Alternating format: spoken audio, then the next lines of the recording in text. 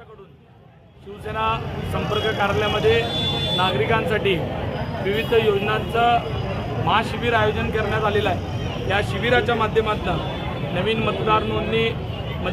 मतदार नोंदणीत नाव दुरुस्ती, तसेच उज्ज्वला गॅस, तसेच मुख्यमंत्री लाडकी बहीण योजना, KYC, आयुष्यमान भारत कार्ड, पंतप्रधान स्वनिधी, बांधकाम नोंदणी, रेशन कार्ड दुरुस्ती, आधार कार्ड, खास करून आधार कार्डवर बरेचशा चुका आहेत, तर आधार कार्डवरच्या चुका दुरुस्त करण्याचं आधार कार्ड दुरुस्ती, ज्येष्ठ नागरिक कार्ड व राज्य सरकार केंद्र सरकारच्या ज्या काही विविध योजना आहेत त्या योजनांचा लाभ देण्याकरता शिबिराचं आयोजन केलेलं आहे। तुम्ही बघितलं असेल, आज हे शिबिर 11 तारखेपासून ते 14 तारखेपर्यंत सुरू राहणार आहे। या शिबिरामध्ये प्रचंड मोठ्या प्रमाणामध्ये नागरिकांचा प्रतिसाद भेटत आहे।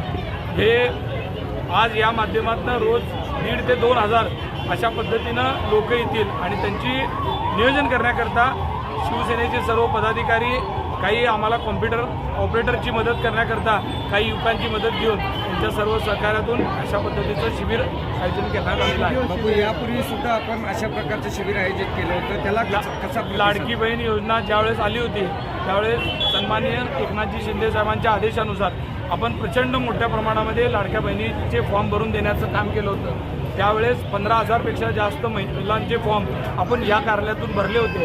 त्याचमुळं इथं प्रचंड मोठ्या प्रमाणात महिलांचा प्रतिसाद आपल्याला बघायला मिळते। लाडक्या बहिणी योजनेचे जे KYC राहिल्या होत्या त्या करून देण्याचं काम आहे, ज्येष्ठ नागरिकांच्या स्कीमच्या संदर्भातलं काम आहे। मी संपूर्ण शहरवासियांना असं आव्हान करतो की या 4 दिवसामध्ये आपण इथं शिबिराचा लाभ घ्यावा आणि जर 4थ्या दिवशी सुद्धा गर्दी राहिली तर 5व्या दिवशी 6व्या दिवशी परत शिबिर कंटिन्यू करण्यात येणार आहे। एवढं मी आजच आवाहन करतो। बापू, यापूर्वी आपण एक अभिनव असा उपक्रम राबवला होता की कुटुंबाचे फोटो काढायचे आणि त्याला कसा प्रतिसाद मिळाला, काय नागरिकांची त्यावेळेची प्रतिक्रिया होती? बघा, आपण आपल्या भागातील लोकांच्या वेगवेगळ्या योजनांच्या माध्यमातून मदत करण्याची, त्यांना सहकार्य करण्याची, त्यांचे फॉर्म भरून देण्याची अशा वेगवेगळ्या योजना करत असतो।